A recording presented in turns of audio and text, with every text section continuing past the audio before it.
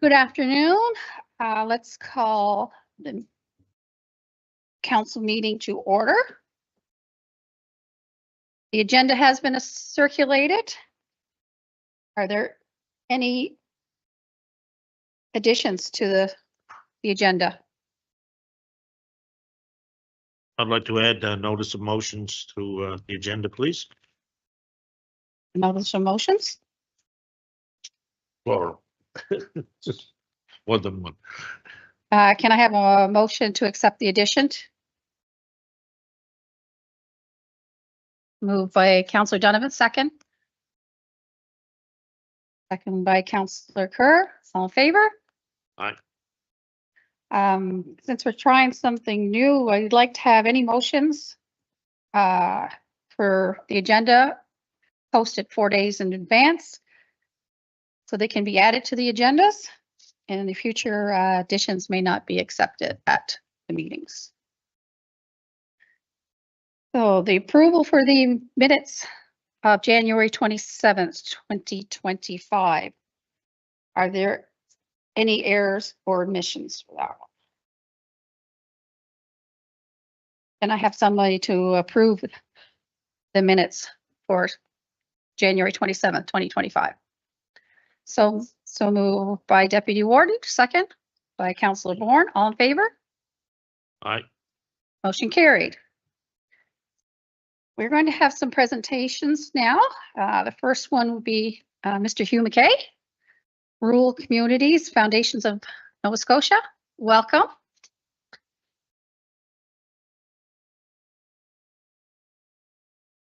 Are you by yourself, Mr. McKay? Hi, wife. Okay. You have 20 minutes for your presentation, and then we'll take questions or comments afterwards for you.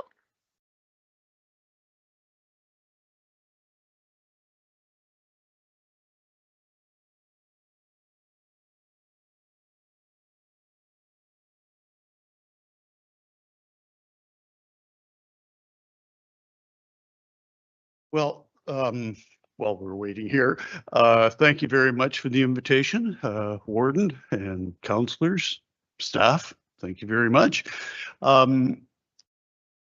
As mentioned, I'm representing the Rural Communities Foundation of Nova Scotia. We are one of over 200 community foundations across Canada. There are 3, maybe 4 here in Nova Scotia. There's the Halifax Foundation, which obviously is focused more on Halifax. There is a Mi'kmaq foundation as well, and then ourselves, the Rural Communities Foundation, which by its name is focused more on rural communities throughout the province. We've been okay, so I'll briefly just say a little bit about the foundation, who we are, what we do. I'll speak specifically today about the Dave Gunning Zero Hunger Fund that we operate. And then I'll be delighted to take any questions and so forth from councillors and staff. So what do we do? Well, like most community foundations, we try to get involved in local issues.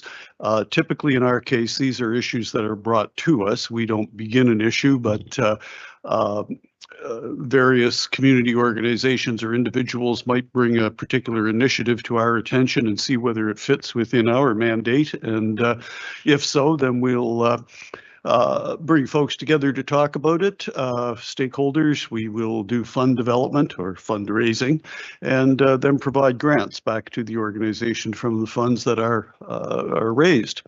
We've been around for over 20 years now, and you can check out our full level of programs and so forth at our website, which will show on the screen shortly. What else? We're a federally registered charity, so in addition to CRA, we're accountable to our community, to the grantees, and to the donors that are involved in our programs. And we don't operate in a silo. We are a member of the Community Foundations of Canada, the Nova Scotia Not-for-Profit Coalition, and many others, which again can be seen on our website.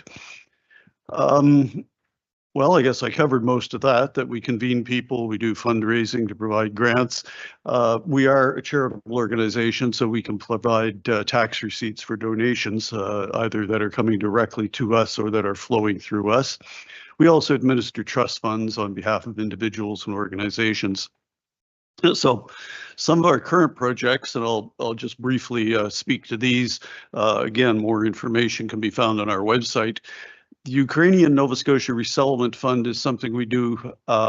It's really a flow through from the Canada-Ukrainian Foundation, and they have provided funds to various local foundations such as ourselves to share with Ukrainian families who are trying to rebuild their lives as they settle here in Nova Scotia, be it for the short term or the longer term. The Joan Feynman Climate Change Fund is an interesting program. It's a 50-50 cost-sharing program. Joan Feynman was an American astrophysicist, whatever the heck that is. But Joan Feynman was a noted climate change activist as well, and had family roots back in Nova Scotia. And her family here in Nova Scotia set up this climate change fund following her passing a couple of years ago. And what happens is, in this case, is that typically local initiatives in climate change action are brought to our attention, and an organization will make an application, and then we will do a matching fund, a 50-50 with the funds that they may raise. Housing for Health is an initiative where we occasionally get bequests of property. Could be in a will, could be in just a direct transfer of the property to ourselves. And typically we've just sold that property for at market value and then put the funds into our endowment fund, I guess, our general fund. But one thing that we're looking at now, and it's actually your neighboring municipality, Richmond County, that we're in discussions with on, there is a property that is adjacent next to the Richmond Hospital, and what we're doing is looking at that for potentially housing, short-term housing for medical practitioners who wish to come to Nova Scotia, because in addition to food insecurity, which I'll talk about in a minute, housing, of course, is an issue throughout the province, and obviously here in rural Nova Scotia as well. And so this is trying to provide short-term housing for medical practitioners, be they doctors, nurses, lab techs, whatever, that may be interested in coming to an area, but until they can find permanent housing, this is providing a short-term solution. The Soaring Eagle Fine Arts Grant is and again, another 50-50 matching funds initiative, and excuse me, and that's to support young aspiring LGBTQ or two-spirit LGBTQ, in this case, Indigenous artists who are trying to get ahead in their chosen profession. And we also do community impact conferences. We'll do 1 or 2 of those a year. Last year, for example, some of you may have attended the one we did up in Membertou, which was focused on climate action, and different municipalities presented a review of what they were doing in regard to climate impact and mitigation and so forth. But probably our best known program right now is the Dave Gunning Zero Hunger Fund. And some of you may know Dave Gunning. He's a noted Nova Scotian musician and artist. This program was originally going to be the Bruce Guthrow Zero Hunger Fund.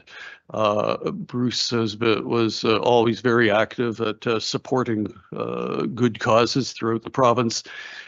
In this case, he was going to lend his name to this program, but Bruce had come down with illness, of course, and passed away a year ago. Before he passed, he asked his good friend Dave if Dave would pick up the torch and be the name behind this program. And Dave has done not just lent his name to this program, but he's put his heart and soul into this program. He always mentions the program at every one of his concerts, and we know when he's had a concert because we get a flurry of donations following the concert. He's also done a number of concerts that are specific to the Zero Hunger Fund, where the proceeds came directly to it. So what is the Zero Hunger Fund? Well, it's about supporting free stores, or sometimes they're called free pantries or backpack programs that are done in schools across the province. About 80% of schools have such a program. And this program differs from I guess, the more well-known and publicized free lunch and free breakfast programs in the schools that are supported directly by the government. Federal and provincial government put the funds into those. And those are for in-school supply or food that the kids had received. Teachers can tell, though, when kids are coming to school malnutritioned. They see it in everything from their confidence, their attention span, and so forth. And of course, those things are often tied to other social issues that have to be addressed. But this is about providing kids with nutritional goods at school that they can take home and share with their families. So over a weekend or over Christmas break or something, that there are supplies available for these kids to have some good, proper nutrition at home. So last year we had a goal of raising $100,000, and I'm delighted to say we met that goal. We raised $100,000, and in December, mid-December, before Christmas, we distributed $100,000 in grants, and that was to support 36 schools across Nova Scotia. And included in that were 2 schools here in Victoria County, the Baddeck Academy right here, and Cape Smoky, which is, I guess, a little further to the north. So each of those schools received $3,500 from our grant back in December, and they would be using it to stock, whether they call it a free store or a backpack program or whatever, something like that. So next year, or this year, I should say, we've raised our goal to $200,000. And it's not just because we're trying to be bigger, but we are trying to be better. Last year, we had over 80 applications, and we were able to service 36 schools. But the fact that we got 80 applications really speaks to the depth of the problem for food insecurity with rural students. And so this year, we want to try to address or try to support more schools across the province. So we've raised our goal to $200,000. Delighted to say that we're only a month into the program. We've already raised 10%. And what I should add is that when we raise funds, we try to, we do ensure that they go into supporting local schools. So we don't take money out of Yarmouth and support a school in Glace Bay, for example. So the reason I'm here today and our ask is really to try to promote awareness of the program. Last year was our first year, so it's not all that well known, but if we got 80 applications last year from schools, I'm sure we'll get 160 this year because the need is so great. The program is more well known within the schools, but it's not that well known amidst the public and corporations. And so I've been doing presentations, we've been doing presentations to municipalities throughout the province to raise awareness in hopes that on your social media, be it the corporate, the municipal social media or councillors' own social media, that you might like to share information on this program so that perhaps residents might consider contributing to a program at a local school. Of course, I'd be remiss not to say we'd be quite happy to take a donation from any of those present. Matt, we were quite surprised last year. We hadn't expected this, but about 15% of our goal, well, it was exactly 15%, $15,000 came into the program from 3 municipalities here in the province who gave us community grants. Municipality of the District of Lunenburg, County of Antigonish, and County of Annapolis all contributed to the program. And again, their contributions went directly to local schools. So we're part of creating this awareness with municipalities this year is to maybe have our fund considered for a municipal grant or community grant. One other thing that supported the program last year was Dave did 2 concerts in the province where all the proceeds came directly to the fund, and they were bringing in anywhere from $5,000 to $10,000 each. And so he's said that he's prepared to do a couple of those again this year. And so I always mention at these presentations that if a municipality has an interest in hosting a Dave Gunning concert or supporting it in some way, maybe through a facility, maybe just through advertising, working with a local board of trade or chamber of commerce to sell tickets, whatever. But that's something else that I just wanted to bring forward for your consideration. So I've probably run over time here, Warden. I apologize for that, but if possible, I'd be delighted to take any questions from the floor.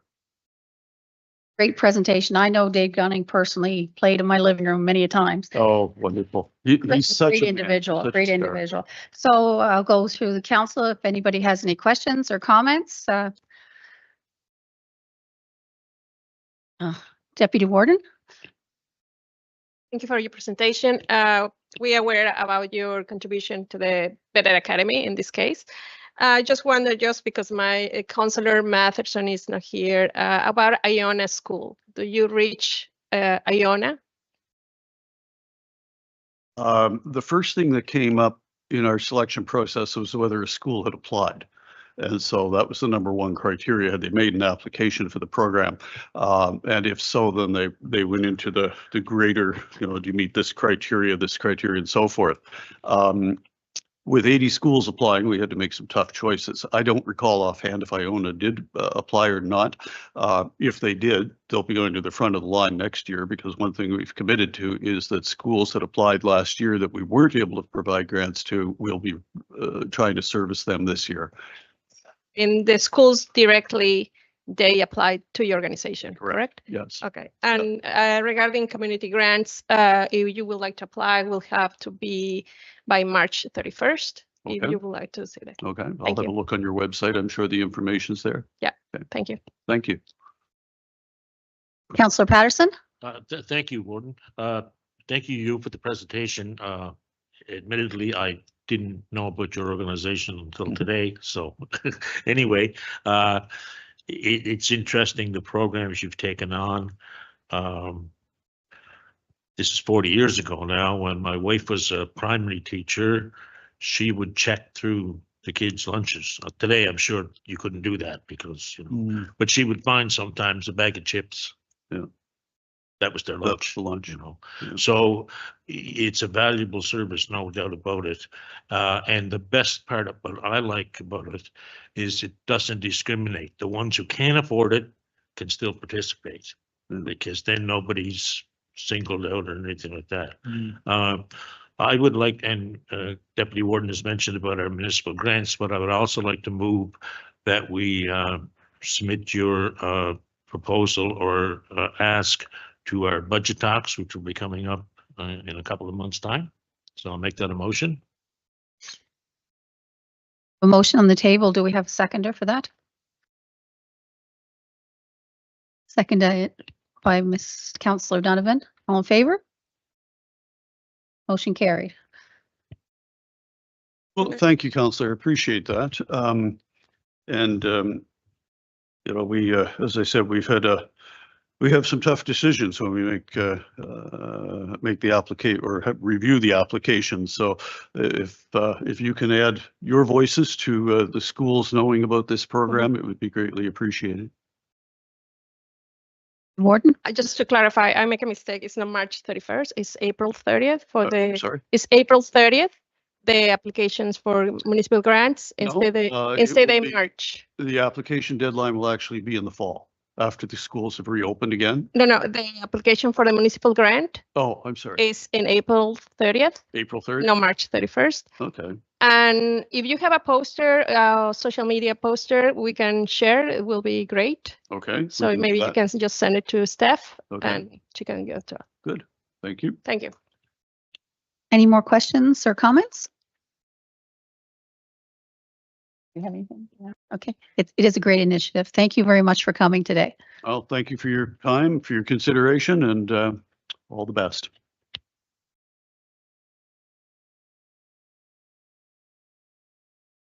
Next, we'll have Parker is coming up for a little update.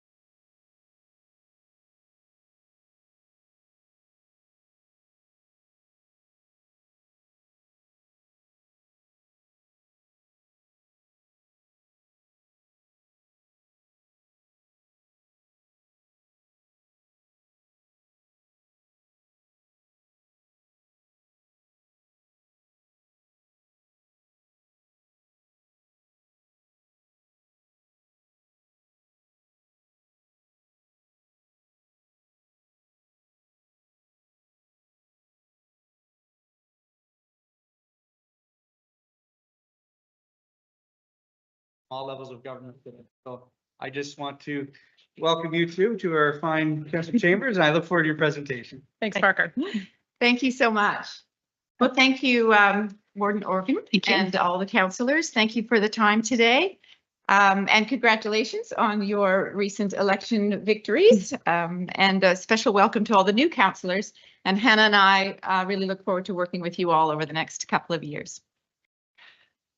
So, obviously we don't have a lot of time today, so we're going to move as quickly as we can. But since we are welcoming, of course, some new councillors, we do want to give a bit of a background on what we've been doing for the past 10 years to start. But of course, the major subject of our presentation today is to introduce to you all and tell you about a very exciting next phase for us as an organization. That is our tenancy at Greenwood United Church and our plans to renovate it to make what we are now calling the Greenwood Arts Centre.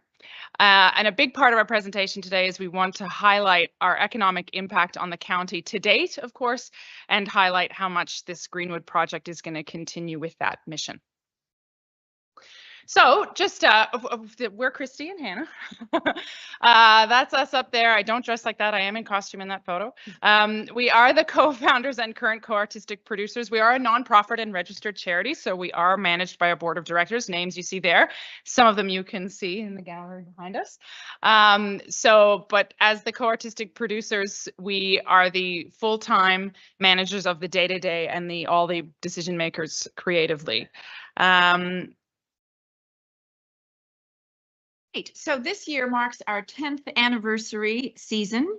We have done 25 productions. That's 498 performances at our first home, the Masonic Hall, right here in Baddeck.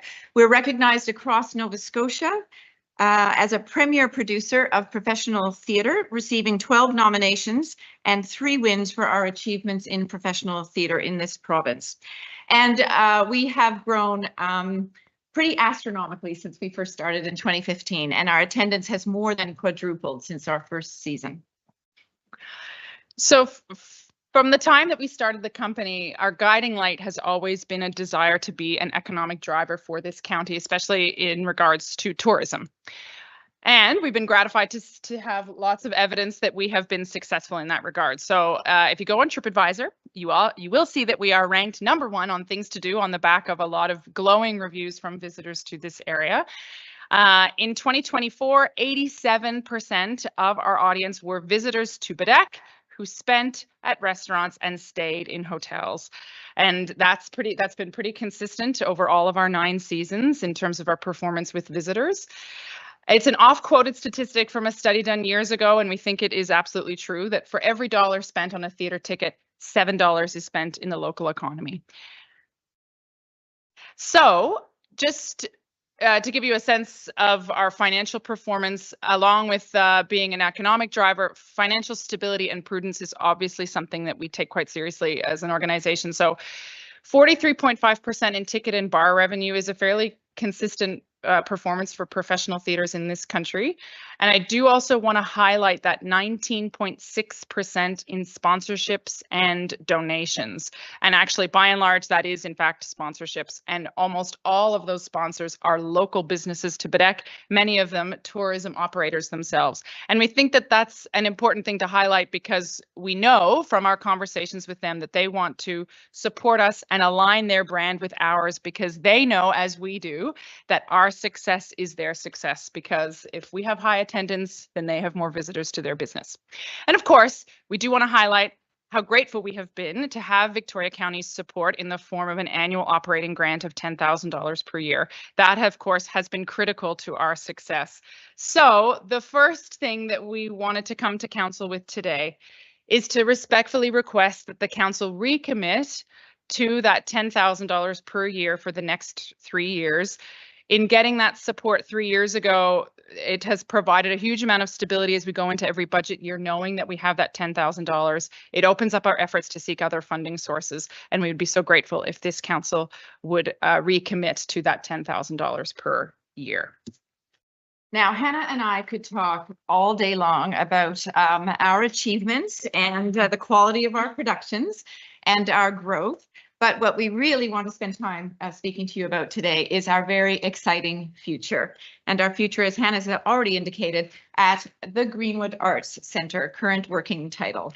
So we are so excited about this, and we're excited about this for us and for our own sustainability, but just for for Victoria County, for all of the residents here. We are now the long-term tenants at Greenwood United Church. It's going to give us a new and a long-lasting home. It will be a vibrant rental and touring venue for the wider community. As I say, it will ensure our sustainability, and this is because it is going to be able to provide us with a venue where, outside of our own core activities, it will be something that will bring in rental revenue for us throughout the entire year. We're going to be able to now expand all of our artistic offerings, which includes arts education and even movie screenings. People seem to be very excited about that possibility. And not most importantly, but very importantly, it's going to give a new life and a future to this beautiful historic building right here in the village. So preserving that local heritage. And of course, we should mention that as tenants, Greenwood will continue to operate out of that church and have their services there. We will just be the long-term tenants. So just as our beginnings 9 years ago, our beginnings at the Greenwood Arts Centre, we're always very focused on the economic impact. So it is our belief, by having a venue that we manage year-long, that we are uniquely positioned based on our skill set and our connections in the artistic community to be able to go out and seek touring productions, rentals, cultural rentals, so that there are events happening year-round. That's very important to us as part of this project. And that they not just be theater, of course. With this, there's the opportunity to have live music, movies, as we mentioned, conferences, all kinds of possibilities can exist. But most importantly, we believe that by having a venue that has events going on all year round, we can drive more visitation and spending in Victoria County. So it is our vision for this space that Victoria County is, as a result, busy with restaurants and hotels open all year long because of the constant flow of quality activity happening at the Greenwood Arts Centre. But the Greenwood Arts Centre will be, in fact, so much more. What will it mean for this community? It will be a rental space that is affordable, fully accessible, and will have a wide variety of uses beyond the ones that Hannah has already mentioned. We're talking that the community will be wanting to use this space. We are trying to create a vibrant community hub that is busy all year round. So social events, community events, youth education, meetings, receptions, whatever the community would like to rent this space for. There's so many opportunities. It's going to have brand new amenities. It's going to have quality theater seating. It's going to have state-of-the-art theater lighting, projection, and sound permanently in the space. And so our vision for the community is that the lives of Victoria County residents are going to be enriched by all of this increased programming, not just in arts education, but in community events, social programming, and of course, as Hannah's mentioned, all of these visiting cultural events and more. So, but of course, before we get to all that, we have to renovate it. So our priorities in terms of the work that we have already done in coming up with the scope of the project, obviously a priority is accessibility and safety, making the building barrier-free, code compliant, and ensuring it is fully fire safe. Further to that, the quality of the space matters. As Christy mentioned, in order for us to go out and court cultural renters, it's important that it's turnkey for music and theaters, which is a full suite of lighting. Obviously, the projection equipment are required for movie screenings and the sound equipment as well. But just like how we've made this thing work since 2015, it's important to us that we are reasonable and sustainable in terms of the scope of work. And we always are seeking to minimize costs at every stage. But this last point is quite important. We've worked quite a lot, as you'll see coming up already, with ACOA and the province. And it was very important to them that we do this in a phased approach. So what that means is that the renovation will be done over maybe 2 or even 3 years and over 2 or possibly 3 fiscal years. And that is done in part to reduce the pressure on all of our funding partners. So we have been working at this project for quite some time already, but certainly specifically starting September of 2023 all the way through to March of 2024, we worked with a theatre consulting group, Novita Inter Pares, at the initial project, researching the scope of it and what the impacts of that could be for us and for the community. And then in October, just this last October, Nova Scotia's Department of Community, Culture, Tourism and Heritage announced $100,000 of support for phase 1 of the project. As Hannah said, they understand and are supportive of the whole project, but are speaking about in a phase. So that's been confirmed. In January, of course, was when we began our 10-year lease. This was a lease that we spent a considerable amount of time with Greenwood's Council negotiating that over the course of last year, but our tenancy has officially begun. And Dillon Consulting is engaged as well as an architecture firm, and they did their code compliance study and their study of the building and any structural, mechanical, or electrical upgrades that are required there. And most importantly, the renovations have begun. We're so excited. And in fact, tomorrow, and so hush. I know we're live streaming, but we are going to be at the announcement that COA is making tomorrow, where they will be announcing $93,000+ of support for the phase 1 of the project. Going forward, of course, so we are currently in a phase 1 of renovation, and this has been because Greenwood circumstances, they couldn't wait a long time for us.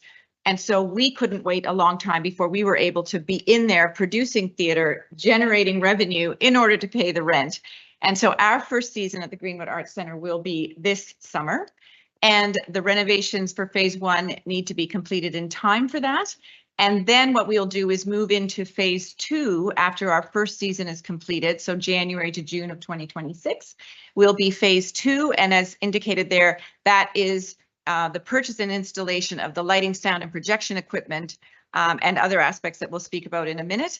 And then we'll do our second season at the center. And then finally, if needed, there will be through the third fiscal, any final lighting and sound equipment that's required to be purchased.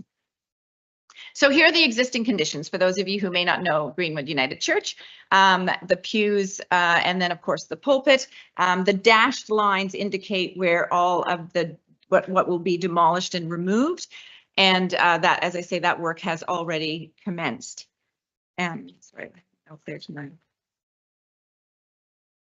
So what we're going to do is flip the space, might be the most efficient way to speak about it. That is that the current front doors of the church become what we call in theater back of house.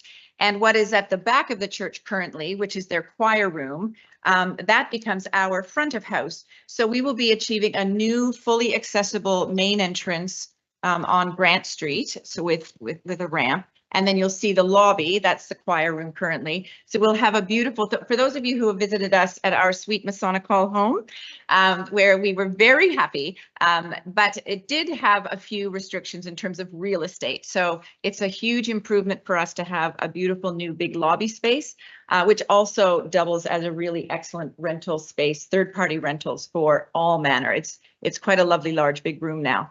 And of course, you'll see that there is the critical toilets, washrooms are being built, one of them being fully accessible. There'll be a new entry and a box office, and you'll see that there is a new fire-rated staircase going down to the lower level and a new emergency exit on the lower level of the building. And then this is showing the lower level of the space. And what's important here is just to realize just how much space there is in the building for us and for the community. So there are 2 very generous meeting room areas on the lower level, which again are great for rentals for a whole host of reasons, in addition to our own programming as well.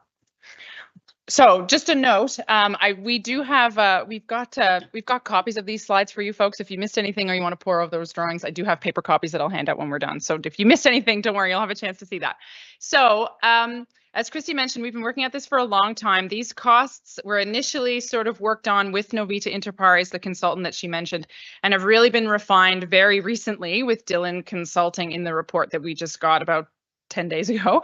So this is a very broad strokes table for you here. Of course, there's much more detail, but we just wanted to give you a sense of the costs of phase 1, and that ultimately what is going to get us completed with phase 1 is $434,000 at $434,885. I don't know why I can't say numbers. So the way we see that breaking down now, I know your eyes are immediately going to go to Victoria County, as they should. And so, yes, the second part of our ask today is that we are here to ask Victoria County to support phase 1 of the project in the amount of $100,000. But I do want you to see all of those stars on the table, which is all of the confirmed funding amounts already sought for this phase. So you are just the final piece of this puzzle for phase 1. And here's phase 2. So if you can remember, what we'll be adding is there is a final washroom being added for phase 2, and that's of course critical because of the ratio between the number of people we can have in the space and the number of washrooms.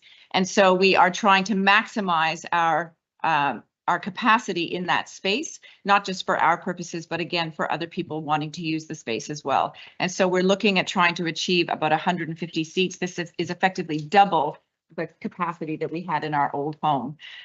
And then if you jump above, and of course you're seeing, of course, this is a raked bank of seating, that this is sort of from an upper level perspective because the seats will rise up over above some of the toilets in that hallway and lead to a sound booth, which is just at the highest point. So the idea is the audience is raked up and looking down on the playing area to the right-hand side. So it's a seating area, but the seating area is referring to the seats you're seeing. That's actually the playing area where that is. Yeah. So phase two. I'm so sorry, but I do think that what needs to be highlighted, because it is a significant part of our phase two funding. What you don't see in these drawings is, of course, the critical need that in any purpose-built performance space, there is a very significant grid structure in the ceiling from which the lighting, the projection, and the sound equipment all hangs. And for our purposes in this space, in light of our engineering reports, the structural upgrade that needs to happen in terms of a structure in the space, it's just, you can't see it on these drawings, but that's a significant part of our phase two. And it's a significant part of the cost, so it is important to mention. So this is, again, worked on with Dillon Consulting and with other consultants. This is the costing for phase two, again, in broad strokes. 783,600 is the amount that we are looking at for phase two.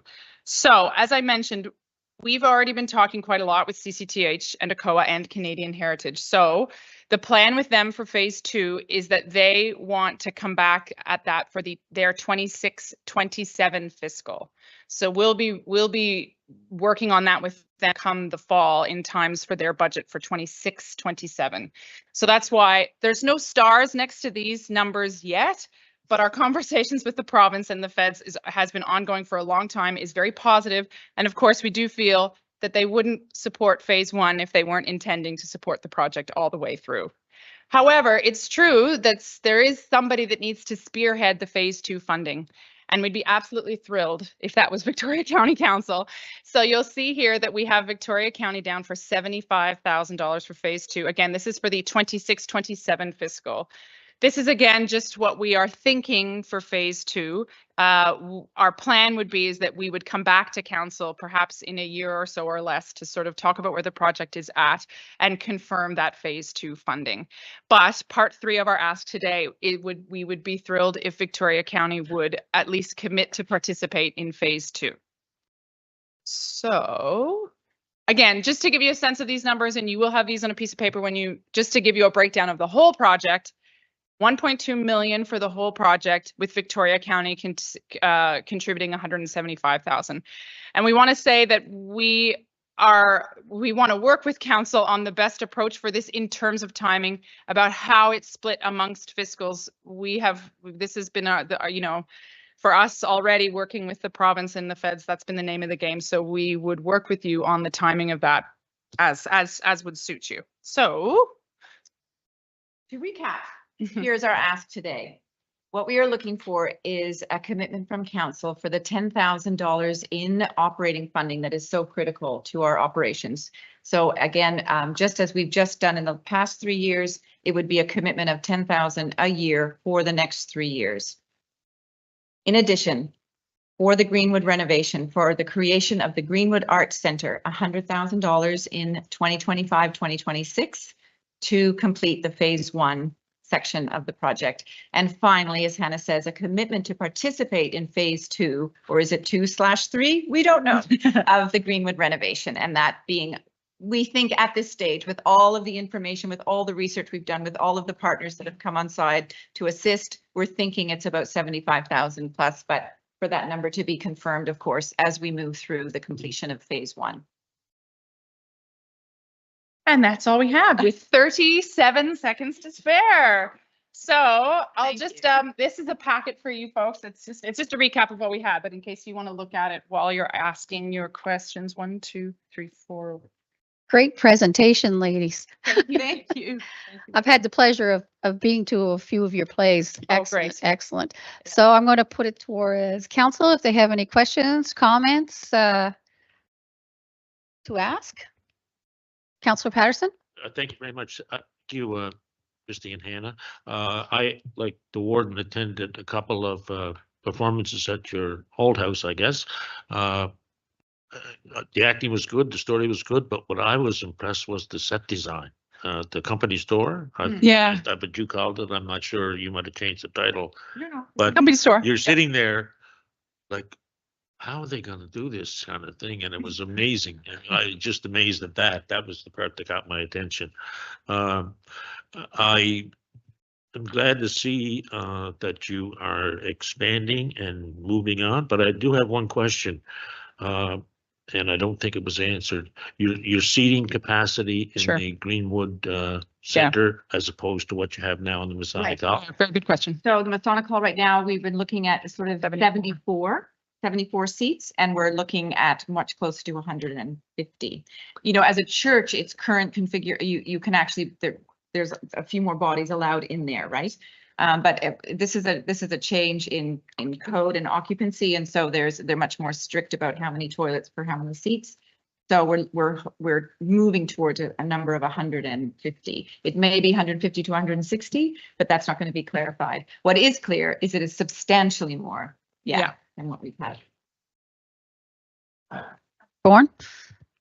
Great presentation. And for me, I just wanted to say two things, more of as a comment. I have a ton of friends and family in CBRM that come to Baddeck to watch the theater. So Yeah. So I do see the impact. The question that I have is, you have a 10-year lease. What does that look like after 10 years? Oh, thanks. Thanks for that. We should have clarified. So we have a 10-year lease with an option to renew for a further 5. And then, of course, like any lease, would be open for negotiating for a further lease. So we also have secured in there a right of first refusal in the event of any sale of the property. And there's been a lot of negotiating and talking about that as well. But so it's effectively, it's a 15-year lease. Great, thank you.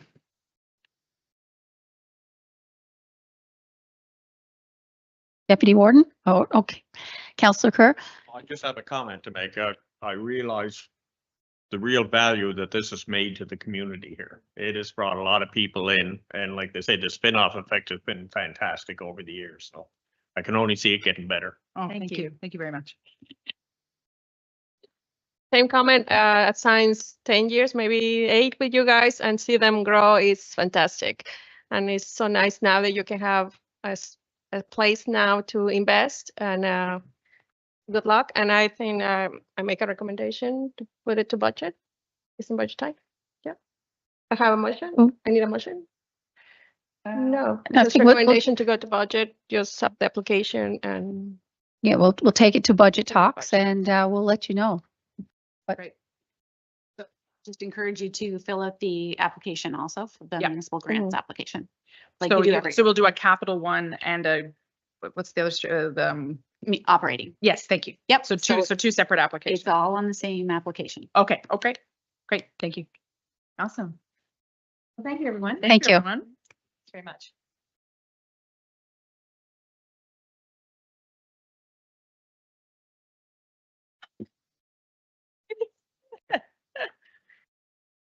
Safely in Sydney. Okay, Chris. Here, I'll just, you two want a copy? Thank you so much. I'll give you share the guys. Oh my God, please do. Please do. We love it.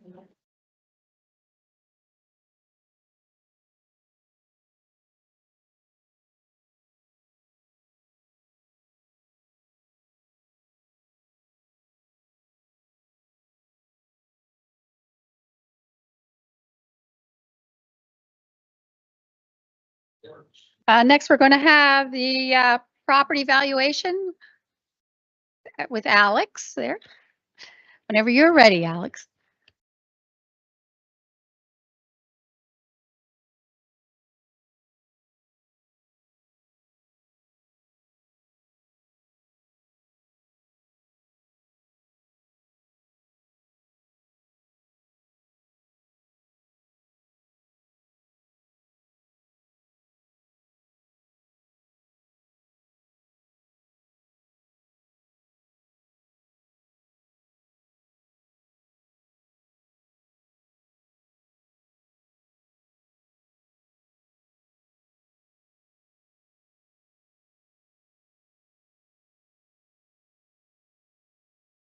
Hello. Go ahead, Alex. Okay. I said, I can't believe that I have to follow that presentation. This isn't nearly as pretty.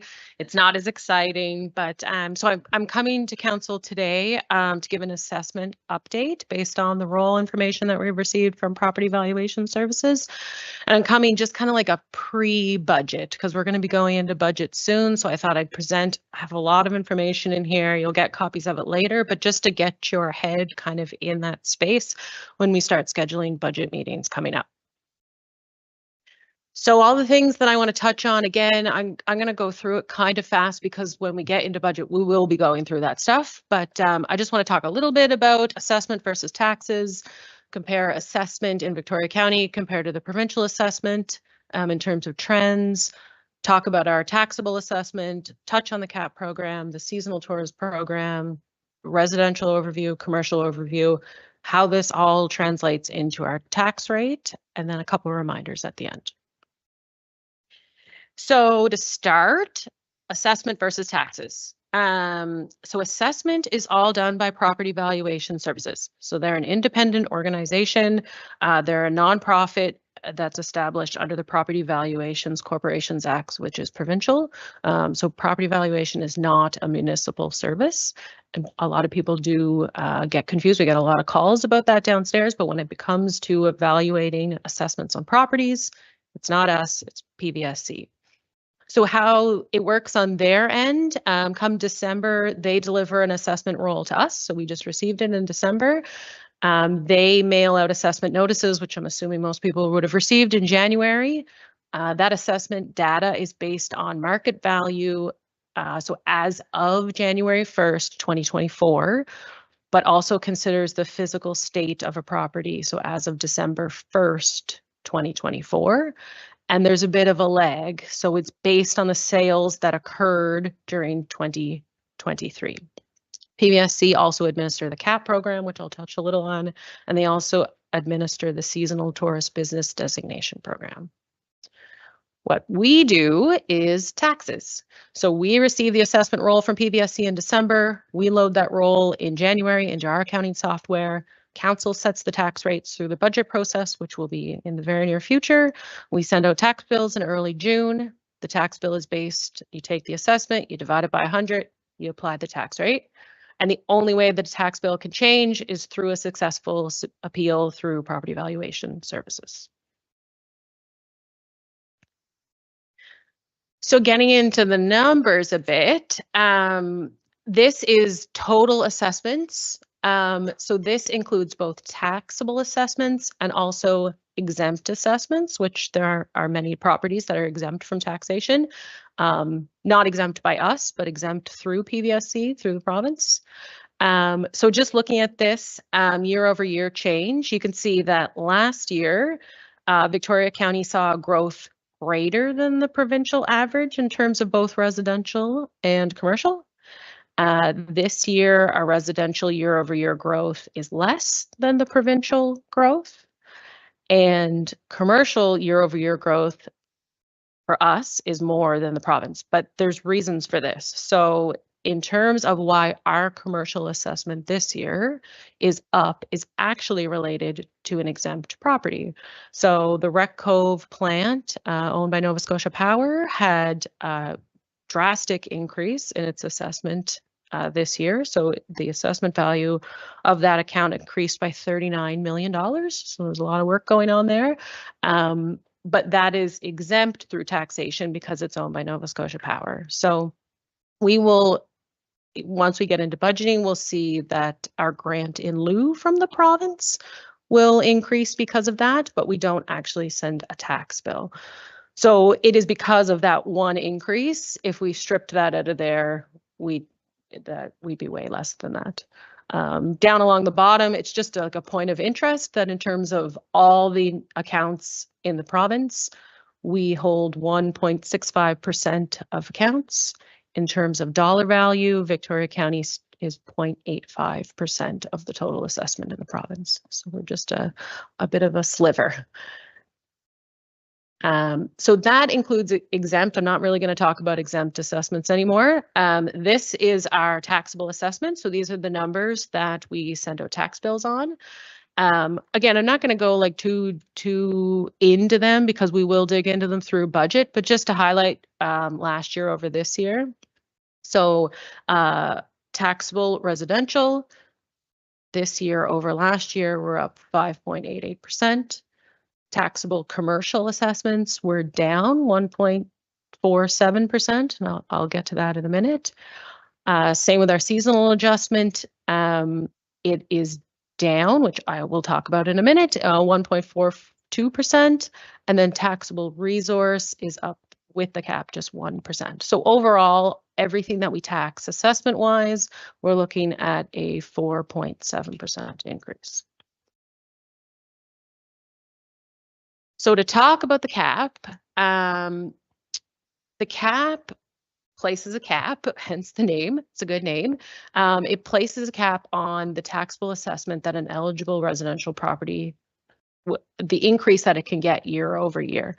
So they say that the Nova Scotia CPI is the amount for eligible properties that can increase year over year. So this year, it's 1.5%. So any eligible property under the cap, their assessment will not increase more than 1.5%. Last year, it was 3.2%. The year before that, it was like 7 something. The cap program was created in 2005, and it was really to make sure that tax bills weren't going up at a rate that it was trying to protect people, I guess is the simple way of putting it. There's been lots of conversations since it's been created in recent years about whether it's actually causing more harm than good. There's lots of data that shows that it actually ends up shifting the burden to lower incomes than shifting the tax burden to lower properties than to higher properties, because the way that it would all work is if you removed the cap. So it says on here, the loss of revenue is almost 3.5 million. If you removed the cap, everyone's assessments would go up, but the tax rate would go down. So it would shift. It hasn't really been talked about a whole lot lately, but there was a period of time where there was a lot of conversations happening because there was this map done where it showed that the really highly assessed properties were not really paying their fair share of taxes. And the gap is widening. So, I mean, it doesn't really apply in Victoria County, but if you think about a duplex, you can have 2 properties that are essentially identical. And as soon as one of them sells, the cap is removed. So every year, and then if someone lives in the other side for 20 years, the gap is widening hundreds and hundreds and hundreds of dollars for the same property with the same services. So it's not ideal, but it's also not really, doesn't really seem to be on any agendas provincially to change it. But just thought I'd give a little primer on it. And I missed to say that in Victoria County, where is it? 82% of our residential properties are under the CAP program.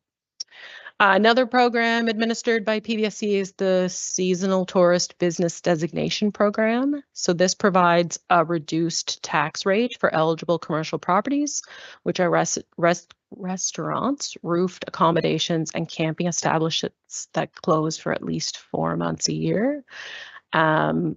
And so they pay 25% less. And so the value of this seasonal reduction in terms of assessment is almost 3.3 million.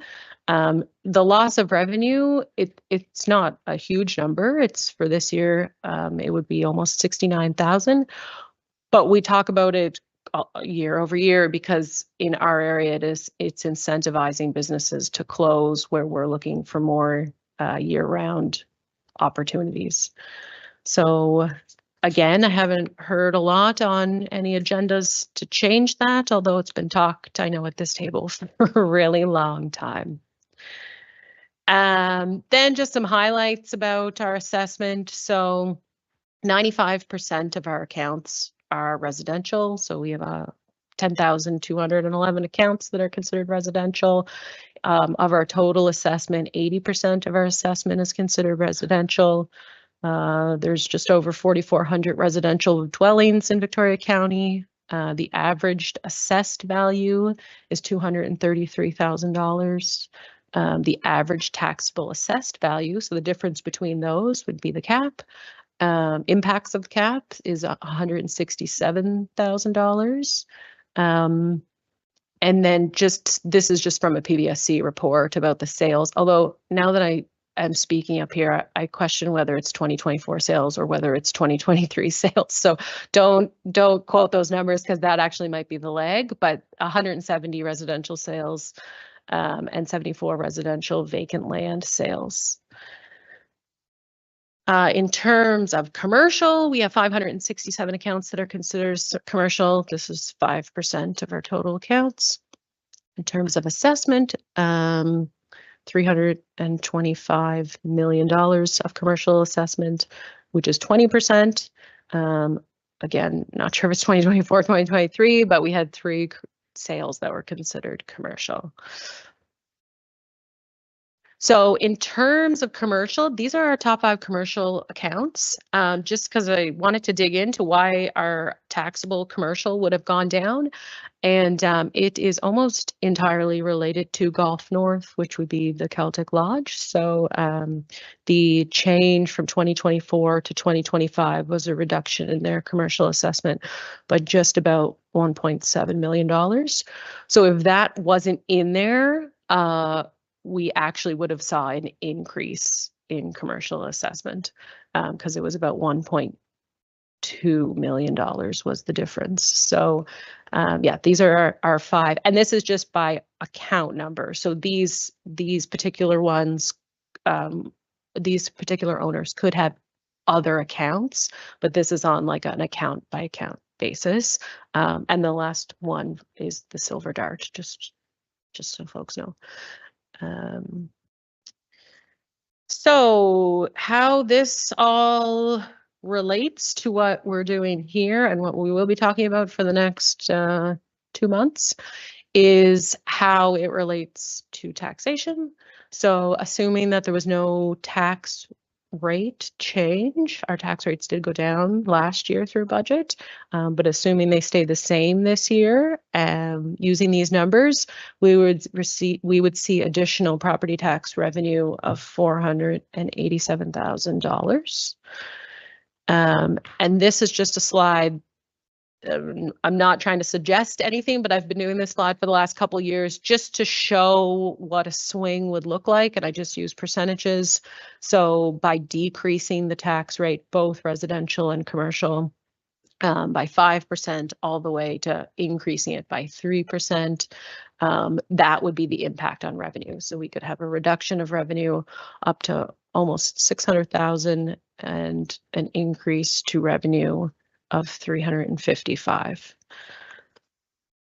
And reminders. So I did want to highlight that PVSC's appeal deadline is Friday at midnight.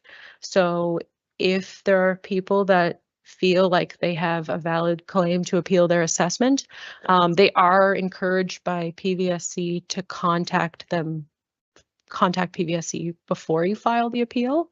So their information is on the screen. It's also, I believe it's on our website. We put it on social media and it's on PVSC's website. So the appeal deadline, midnight, February 13th. And then also just a reminder that our budget survey is now live. So it was sent out in the newsletter. It can be returned by mail or email. There's an electronic version of it on our website, or you can call 902-295-3651, which is me. If you need assistance, and I can help anyone fill it out over the phone if they need assistance. So that is due by February 24th. So I would ask that you all please promote it and encourage participation. I don't even have a thank you slide. Thank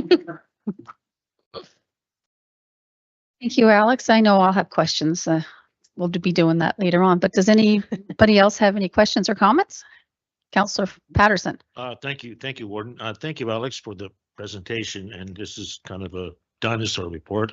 The cap has been an issue, as you stated, for a period of time. The NSFM lobbied governments of the day to at least consider doing something different. So far, that has fallen on deaf ears. The accommodations rebate or whatever. When that first came out, it affected Victoria County more than any other municipality in the province. 125,000 yen, something like that. I forget the exact figure. At that time, we lobbied governments of 3 different political stripes, sat down with the ministers, and they all nodded their heads and said, yes, we'll look into it.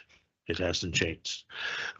Just a question about the Nova Scotia Power one, Alex. Because that one too, they were at one time paying, I think it was about $30,000 in taxes to us. And we negotiated an agreement with, I think it was Rodney McDonald's government actually, to get, is it a grant in lieu of taxes? Is that what we get now? It is a grant in lieu of taxes, Yeah. but they had, under the Nova Scotia Power Act, there's like a particular way that they do it. So it isn't just based on assessment. It's, I think the formula is they look at the value of all the assets and then they allocate a percentage, and whatever our percentage is in terms of how much they've allocated to the grant in lieu, we get it. So there's some kind of formula that they do. So there. as you stated, then the assessment went up dramatically, probably with the new work that was done. Yeah, But we should. not- I would assume that would increase the some, grant in but lieu not that we as- get, but I was just checking before this and we don't have that number yet, Yeah. but we should get more. Yeah. Thank you very much, Alex. That's, you know, it's, if you can present figures that I can understand, because I think I said before, my idea of financial planning is to use your Visa to pay off your MasterCard, then, you know, you're doing a good job, if you can explain it to me. Thank you. So I'm just going to note though on the Nova Scotia Power assessment, when we first started, there was an increase in that probably 10, 12 years ago as well. There was work done there. And we received a sizable lump sum in a grant in lieu. However, we lost our equalization payment at that time. So it kind of evened itself out. Right. And what we receive now, what was the number that I just looked at? Do you remember? I can't remember. It's over $2 million that we receive anyway. Pardon me?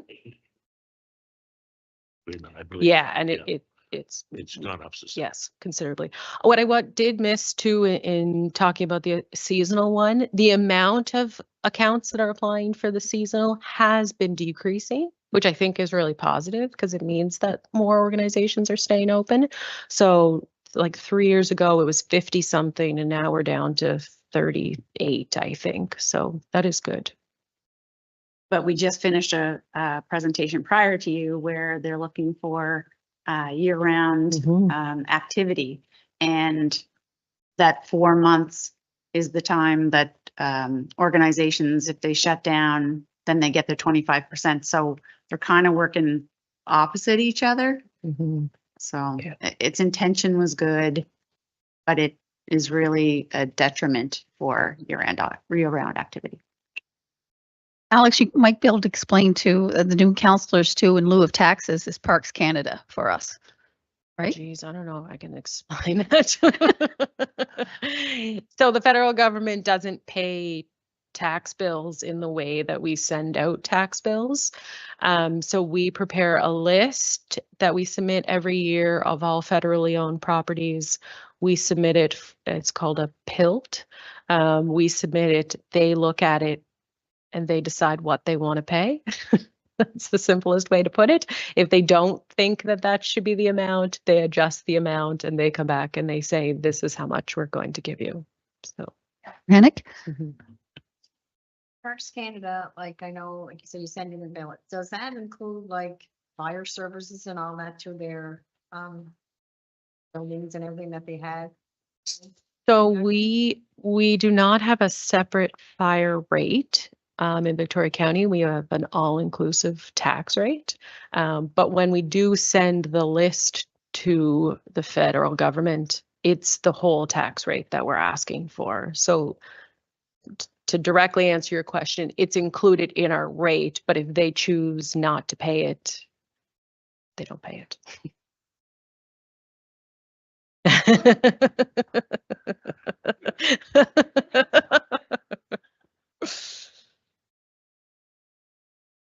Any more questions or? Okay. Thank you, Alex, and I will be talking numbers for a The while. budget. Yes, thank you. Thanks. We're going to take a 10-minute recess. So it's 3:10 right now, back at 3:20.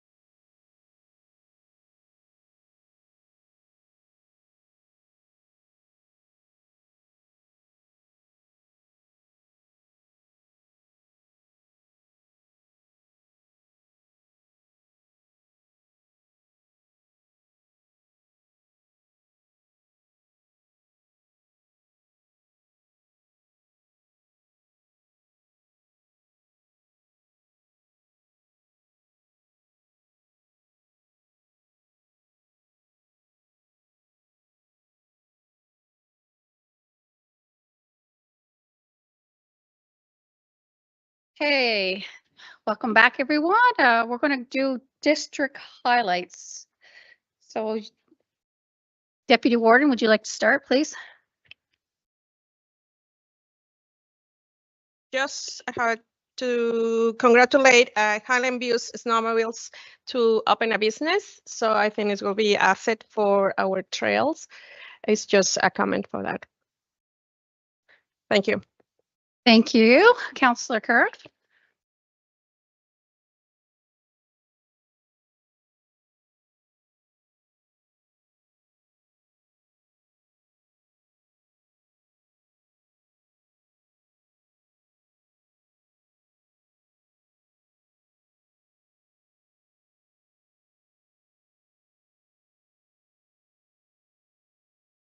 Back from February 21st. Oh, that thing.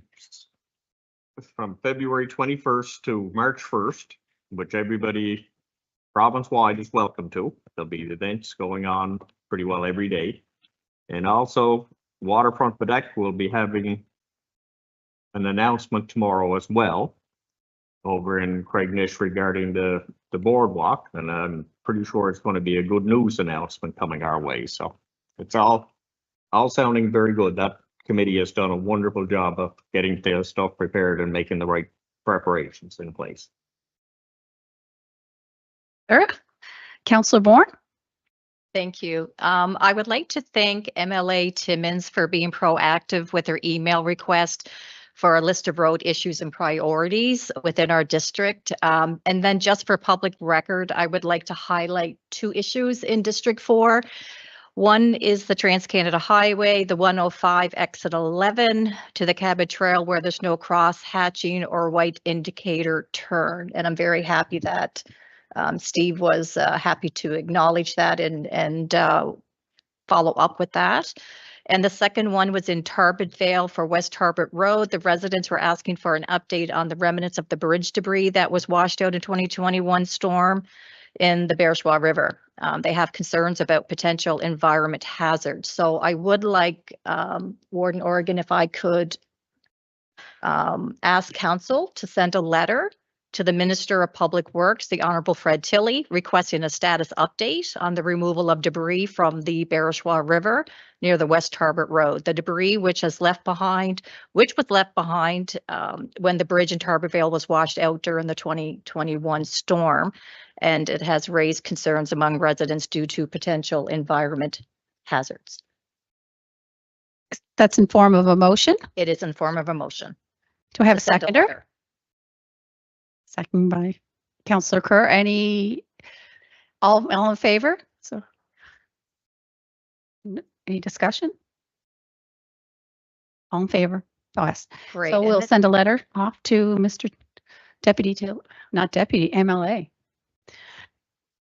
And then just a quick mention on February the 16th between 2 and 4 p.m., the North River Hall is having a neighborhood gathering with music, crafts, and board games, and it's hosted by the Welcome Committee. So all are welcome. Councillor Patterson. Thank you, Warden. Just 2 things. The Rossberry Fire Department and the Rossberry Stewardship Society are hosting their annual seniors dinner on Saturday, the 15th, I believe. They've held this for a number of years. It's a good chance for everyone to get out and talk to their neighbors, and it's always a good time and usually a very good meal with it. Secondly, I'd like to make a motion to take $2,000 from my district budget payable to the Big Bador Volunteer Fire Department. Motion, do we have a seconder for that? Seconded by Councillor Donovan. All in favor? Motion carried. Thank you. Councillor Donovan.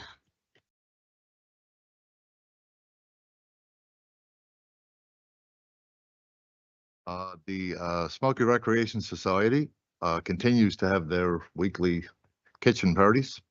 Great place to go, lots of local talent, of which I have done when it comes to music. Anyway, every Sunday at 1 p.m. they do their thing. I would urge you, if you're in the area, to get in and take a look. Also, the Ingonish wastewater project.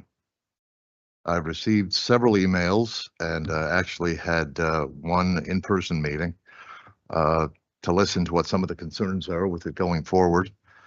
5 points really were brought to my attention that should be addressed or considered for certain.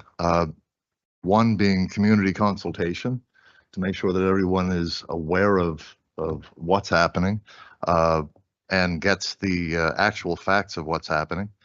And I would suggest that if there is a community meeting, the community consultation, at this meeting, there should be an engineer there to explain exactly how these systems work.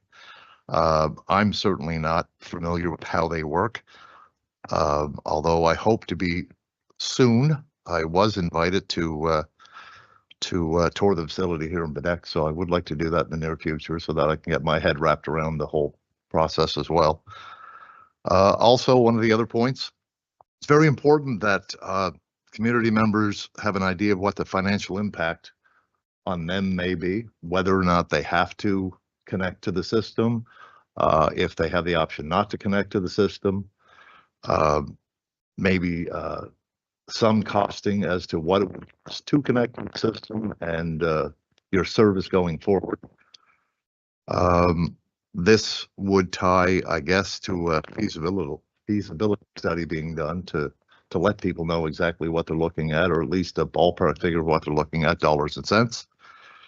And I suspect there would have to be an amendment made to the existing bylaw based on the changes in the system.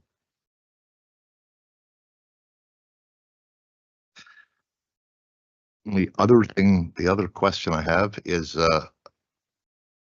at one of our previous meetings, I had asked that we send a letter to the folks in charge of the purse strings for the childcare facility in Ingonish, asking that they come into a council meeting and we can discuss where the meeting or where the project is. I would like to follow up on that just to get that done sooner than later. The building has been sitting vacant for quite some time. So Yeah, so we were in contact with them. We were expecting that they would be here at this meeting, but they have responded that they are deep into budgeting right now, and so they will be here in March. okay, thank you. That's it for me. And do you want to respond to the others? Yep. So we will be doing community consultation. We will be getting out and starting getting some communications out on it. Thank you. Councillor Hennick. I'd like to start off with North Highlands Nordic. They're having their provincials, Nova Scotia provincials, the 16th and 17th. I allotted $500 out of my budget to support this cause. Also on February 22nd, they'll have a snowshoe laughed in memory of Margaret Fraser. She was a great friend of the center of the Nordic, and they're doing this in memory of her. And later on that evening, they're going to do a local pub to follow at 7 o'clock, but you can get all the details on the Nordic website for times and dates. I also had questions about the daycare also, as Tim has an update to see what's going on with the daycare in Bay St. Lawrence, but they had electrical fire at the center a month or so ago and at the community center. And I was talking with the director there, and they're waiting on insurance because they have intensive smoke damage done. So they're waiting on the insurance company to see what's going to go on, but their insurance company is from Ontario. So that's a little bit of time consuming to get through that, but hopefully they'll be able to reopen soon.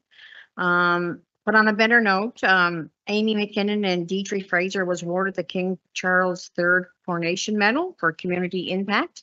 Amy and Deirdre has worked tireless in our community, and we are very proud of for their hard work and dedication. So I just wanted to acknowledge them, well-deserved medal. But other than that, that's all I have for my district. Thank you. I was amiss to announce that Councillor Matheson-Lafort sent her regrets. She's off to a conference in New Brunswick to represent us, and she'll be bringing back a report.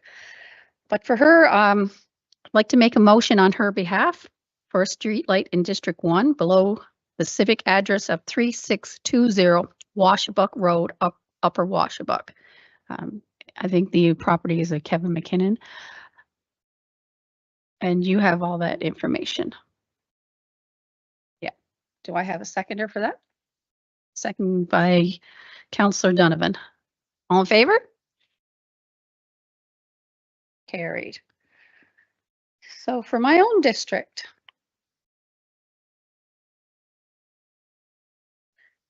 after receiving several correspondence from a couple of residents, it seems that there's made some confusion and misinformation about recent decisions made by council. So let me clarify this. I have sent out emails to some people. Council have begun undergoing good governance training, which included recommendations to streamline our meetings. It was pointed out that when public are at meetings of council, they are there to observe government, not to participate. To participate in government, constituents should reach out to their elected councillors directly if they have any concerns, and those pertaining to the committee of the whole meetings provide an important opportunity for councillors to engage in open, honest, and effective discussions without the pressure of live stream. By keeping the COW meetings more flexible, councillors can explore ideas, ask questions, and debate issues freely, which leads to a better decision-making when it's time to make formal motions in the council meetings.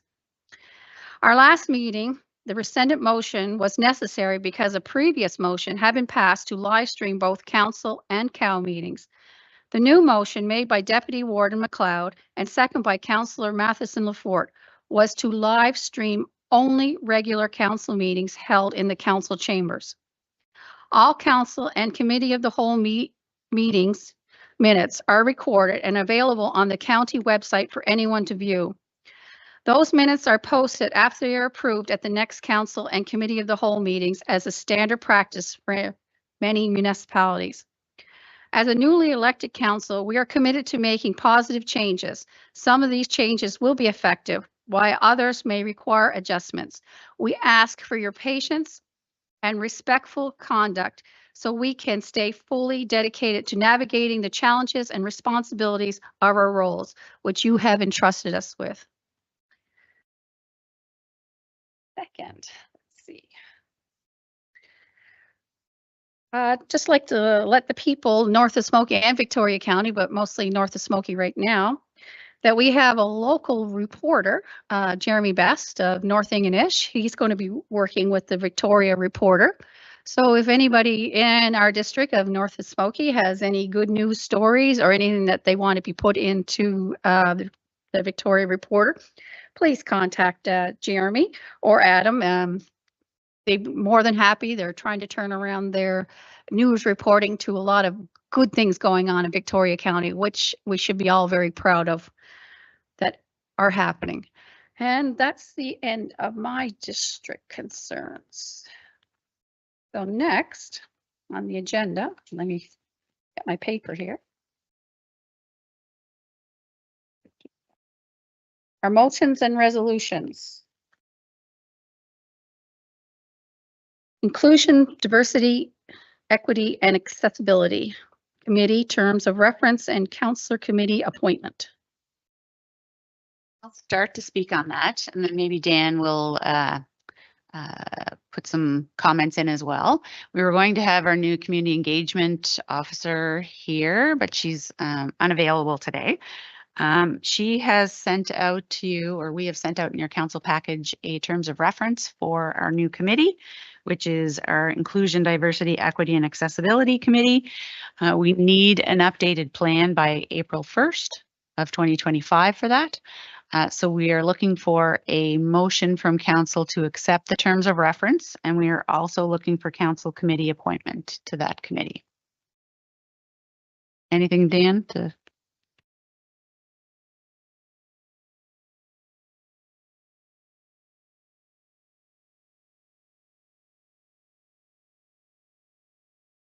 I'll just add a couple of quick points. Yvette Rogers, our new community development officer, has been working on this since she started on January 6th.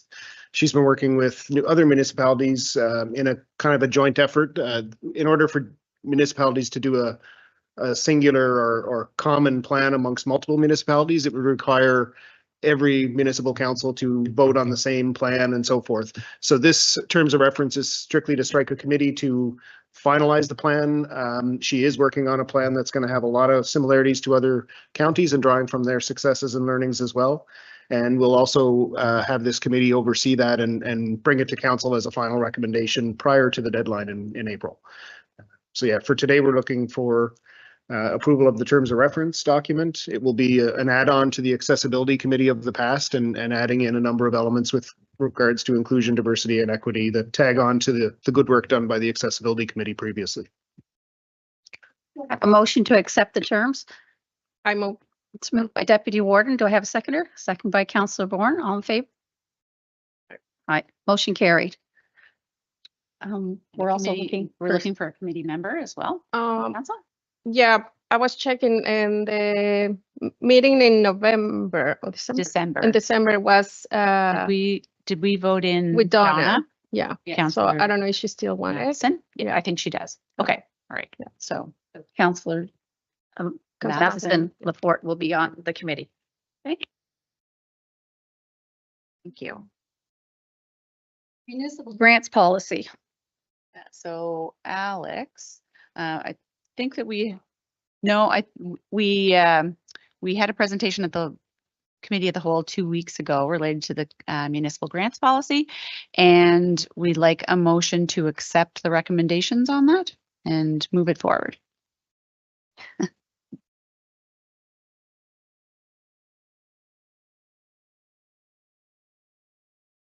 So all that it was the recommendation was approved, but then the policy needed to be updated to reflect the recommendations.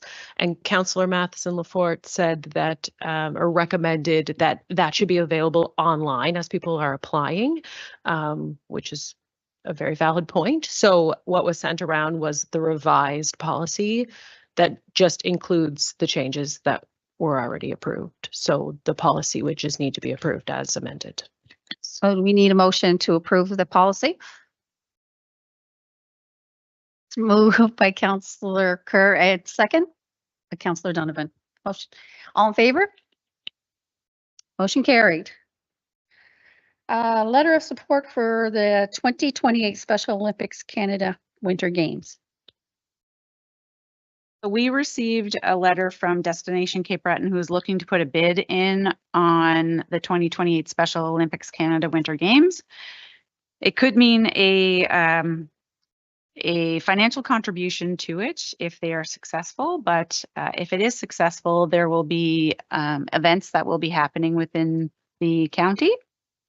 And so we are hoping that council can be in agreement to be in support of sending a letter of support for Destination Cape Breton to put in a bid on the 2028 Special Olympics Canada Winter Games.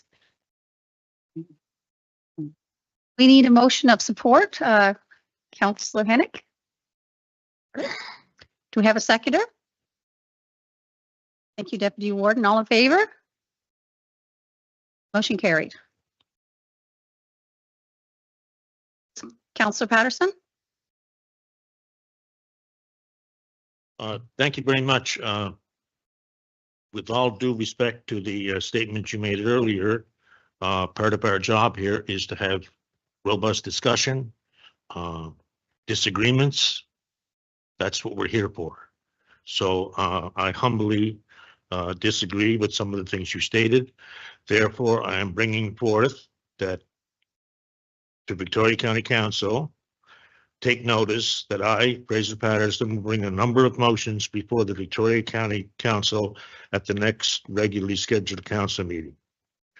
Motion number 1, move to reconsider the motion made at a meeting of Victoria County Council held on January 27th, 2025, to rescind the motion made on July 22nd, 2024, to require live streaming of committee of the whole meetings.